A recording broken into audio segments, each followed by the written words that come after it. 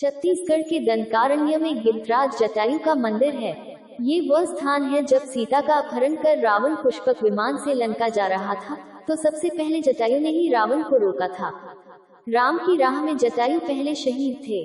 स्थानीय मान्यता के मुताबिक दंडकारण्य के आकाश में ही रावण और जटायु का युद्ध हुआ था और जटायु के कुछ अंग दंडकारण्य में आ गिरे थे। ऐसा माना जाता है कि दुनिया भर में सिर्फ यही जटायु का एकमात्र मंदिर है। इन सब चीजों के ऐतिहासिक साक्ष्य भी है, लेकिन आस्था और भक्ति को शायद किसी साक्ष्य की जरूरत नहीं पड़ती। दुनिया के इकलौते जटायु मंदिर को देखना काफी दिलचस्प अनुभव है। जटायु की राम से पहली मुलाकात पंचवटी नासिक के पास हुई थी, जहां वे रहते थे, लेकिन उनकी मृत्यु दंडकारण्य में हुई। उल्लेखनीय है कि रामायण में संपाति और जटायु को किसी पक्षी की तरह चित्रित नहीं किया गया है, लेकिन रामचरितमानस में ये भिन्न है। रामायण अनुसार जटायु गृध्रराज थे और वे ऋषि ताक्षर्य कश्यप और विनीता के पुत्र थे। गृध्रराज एक गिर जैसे आकार का पर्वत था। प्रजापति कश्यप की पत्नी विनीता के दो पुत्र हुए, गरुड़ और अरुण। अरुण जी सूर्य के सारथी हुए। संपाति और जटायु इन्हीं अरुण के पुत्र थे। बचपन में संपाति और जटायु ने सूर्य मंडल को स्पर्श करने के उद्देश्य से लंबी उड़ान भरी। सूर्य के असह्य तेज से व्याकुल होकर जटायु तो बीच से लौट आए, किंतु संपाति उड़ते ही गए। सूर्य के निकट पहुंचने पर सूर्य के ताप से संपाति के पंख जल गए और वे समुद्र तट पर गिरकर चेतना शून्य हो गए।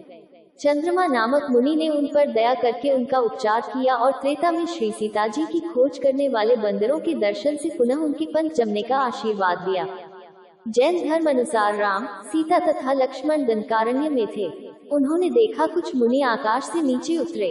उन तीनों ने मुनियों को प्रणाम किया तथा उनका आतिथ्य किया। वहां पर बैठा हुआ एक गिर उनके चरणोदक में गिर पड़ा।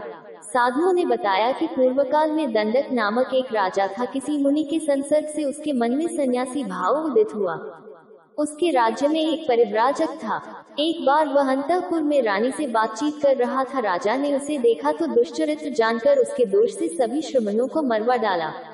एक श्रमण बाहर गया हुआ था। लौटने पर समाचार ज्ञात हुआ तो उसके शरीर से ऐसी क्रोधाग्नि निकली कि जिससे समस्त स्थान भस्म हो गया। राजा के नामानुसार इस स्थान का नाम दंडकारण्य रखा गया।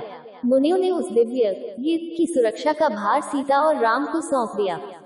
उसके पूर्व जन्म के विषय में बताकर उसे धर्मोपदेश भी दिया। रत्नाभ जटायु हो जाने के कारण वह जटायु नाम से विख्यात हुआ।